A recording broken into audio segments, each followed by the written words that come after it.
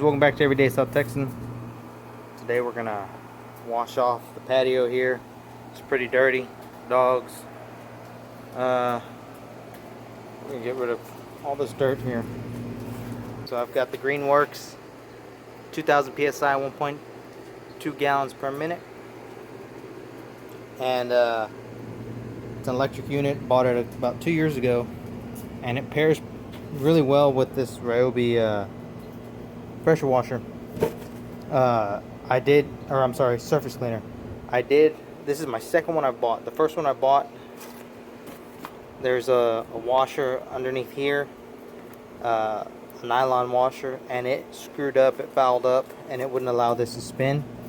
Took it back, and they exchanged it, so I've used it a couple more times after that, and it's worked pretty good. I got a pretty big driveway, and it does a good job on that, and it's perfect for my patio. It's not very large, you can see, and so yeah, let's hook it up and get into it.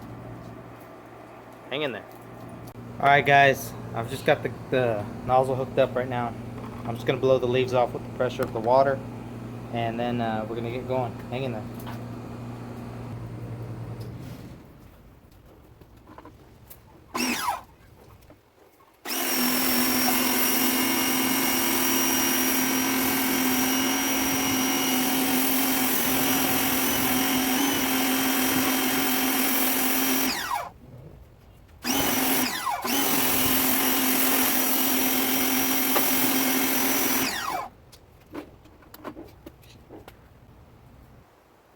We're gonna go ahead and foam everything up, make it nice and clean around here. So let's get into it.